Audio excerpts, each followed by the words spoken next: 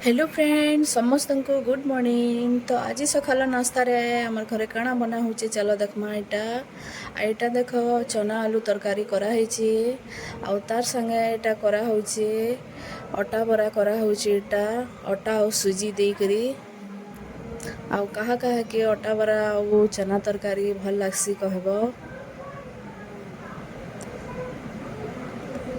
आ एटा देखो अधा तो एडे छना होचे आ अधा छानबार बाकी अच्छे। एटा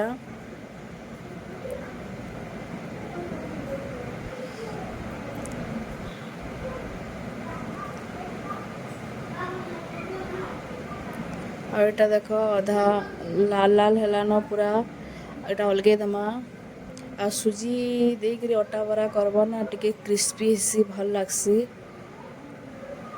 नाले खाली अटा बरा हेते भल ना लागे। तो देखो एटा बढ़िया हेचे।